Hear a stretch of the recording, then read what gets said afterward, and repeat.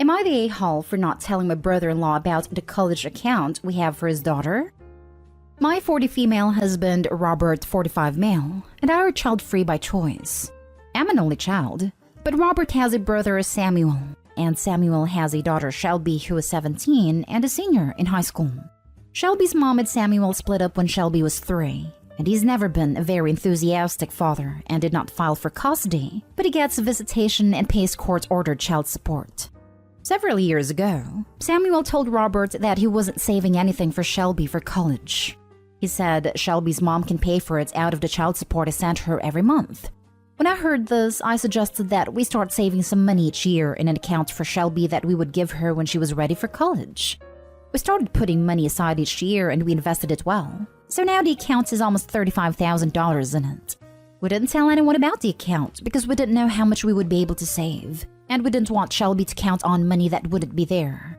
I have some chronic health problems and we thought we might end up needing the money we had saved for Shelby. But I'm doing better, so we are now comfortable giving it to her.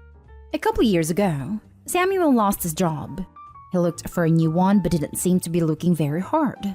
Whenever Robert asked him about it, Samuel would say he would find something when he really needed to, but that he was enjoying having some time off. We assumed he was living off his savings.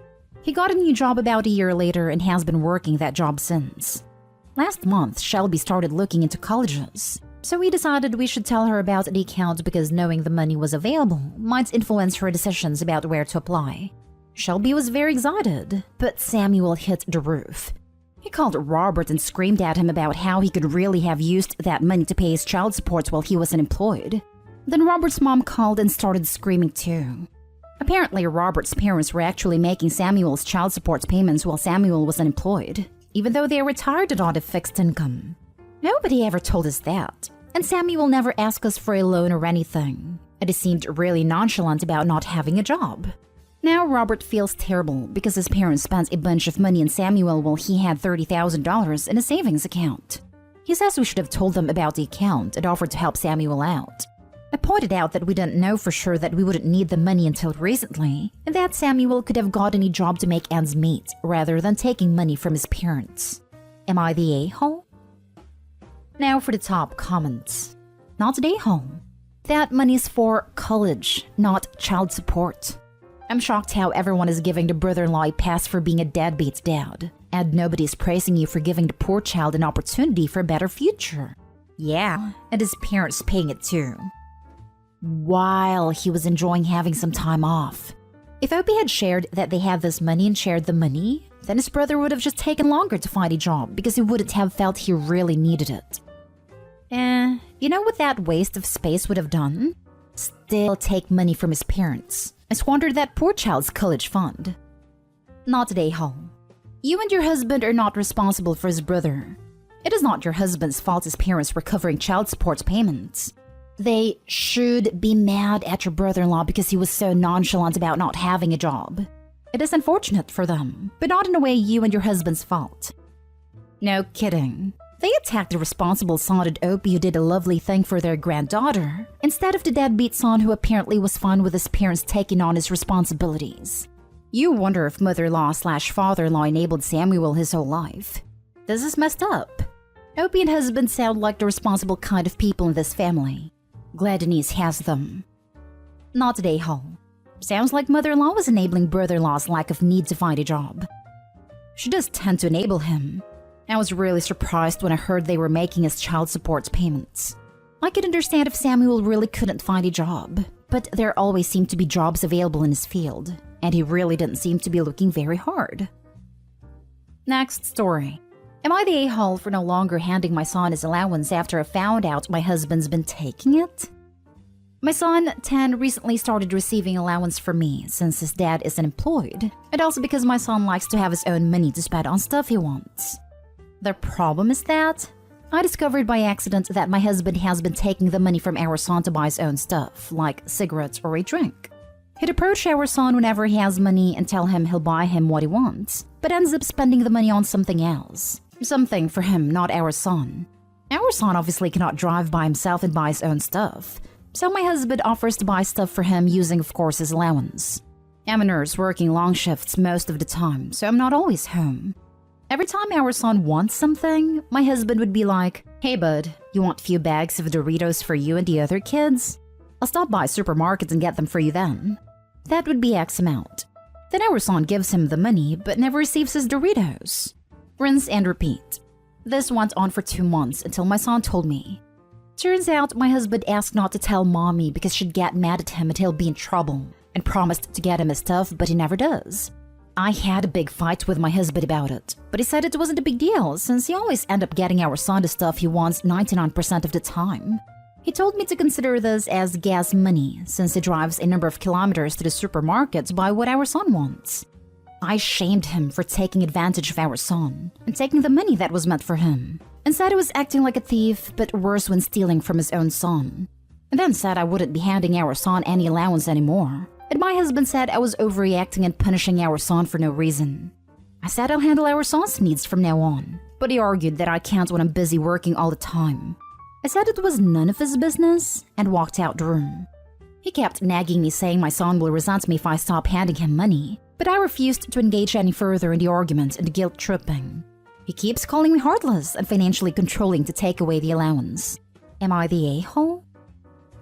Not the a-hole, and I think your problem is way deeper than the allowance issue. What your husband is doing is a real breach of trust. The father's literally stealing from his own son to buy cigarettes. My blood pressure would be through the roof. Not just stealing, but asking his son to keep secrets from his mother. That's not good or safe. What happens if another adult does something and tells the kid to keep it a secret? He'll think it's normal since his dad does the same thing. I have had the good secret, bad secret talk with all of my kids as soon as I think they're old enough. Super important for them to understand. But to have a parent breach trust like this is just terrible. This is very concerning behavior. He's stealing from your son, having your son lie to you, and now he's harassing and trying to manipulate you. I understand that this post is just a snapshot of your relationship, but is this honestly the marriage you want? Is this the role model you want for your son? Info. Why are you still with your husband when he's clearly taking advantage of your 10-year-old son? Why did she even get with him in the first place? He's nothing but a leech. I thought the title said X. When I got to the end of the post and realized this was a current husband, I was floored. My comment was literally going to be, "I see why you divorced him." Next story. Am I the a-hole who got mad at my wife for eating all the food I had prepared? I and my wife have been married for 5 years, and she's now 3 months pregnant. My mom is diabetic, has high blood pressure, and has poor memory, so she has been staying with me and my wife for the past 2 years, as nursing homes are extremely expensive where I live. I usually do all the cooking at home, and we have one of those stovetop controllers that are password operated to ensure safety, in case my mom goes into the kitchen when I'm not at home. I also give my mom all her meds, as she's prone to forgetting whether she's taken meds or not. As usual, I prepared breakfast for the 3 of us, kept my mom's meds on her bedside table, and left for work. I got a call around 4 hours into my shoddy, saying my mom was in the emergency ward because she passed out from only having her meds and not her food. I rushed to the hospital and found my wife sitting in the emergency ward. When I asked her why my mom didn't eat despite me having cooked, she said that she, my wife, had eaten all the food because she was extra hungry. On top of all this, my wife gave my mom her diabetic meds thinking that she hadn't had them yet. I tried to keep calm, but seeing my mom like that made my blood boil, and I told my wife to just go home. She tried talking to me, but I told her not to test me and that I don't know how much longer I'll stay calm. I made her leave the hospital. She's been texting and calling me, but I haven't replied to her yet. My mom is conscious now, but the doctor said she's still disoriented, doesn't remember much, due to overdose of diabetic meds. She'll have to stay at the hospital for a few more days. Am I the a-hole? OMG, of course not the a-hole. Pregnant women do not develop a second stomach instead of a brain. She chose to not feed your mother knowing it could lead her to the ER, and gave her extra medicine without checking if you already gave her. What was she trying to do, honestly? Hungry?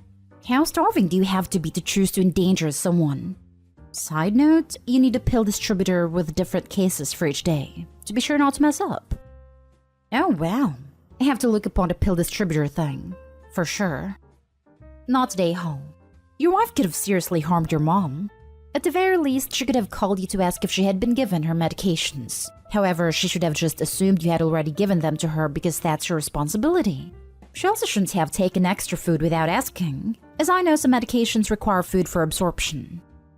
Actually, since this is medication to control blood sugar spike after meals, if you don't eat, blood sugar can get dangerously low due to the meds. Your wife also needs a lesson in diabetic management. She should have known not to give anti-hyperglycemics without checking. Not today, home. Your wife tried to kill your mom. She knew exactly what she was doing when she gave her those meds on an empty stomach. Pregnancy brain for me was putting my car keys in the fridge or briefly forgetting a simple math problem. Not eating everything when someone diabetic is in the house. My mom is diabetic and came to stay with us when I was in my 3rd trimester. Shockingly managed to mix up laundry detergent and fabric softener, but didn't eat all of the food. Pregnancy brain made my ex laugh because he'd find car keys in the most random of places. Now for the last story. Am I the a-hole for standing up for my daughter? Today we went trick-or-treating. My husband, my 2 daughters, 8 and 3, my stepkids, 11 and 8, his ex-wife, her husband. My husband started drinking before we left, and continued to drink at every house that offered drinks. He wasn't super drunk at the end, but he was a step or 2 above tipsy. After, we went to eat with the kids. I drove and he sat in the back with the kids. We were tired, cold, and hungry.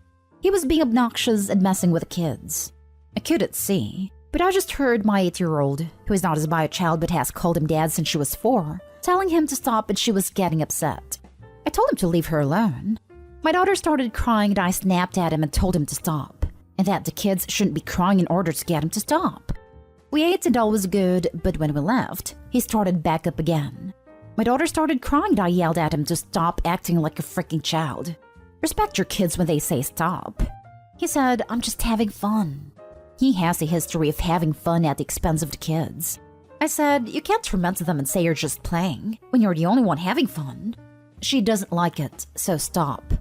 When we got home, he told my daughter that she needs to go to her room until she calms down. I told him she doesn't need to because she's not going to be punished for his behavior.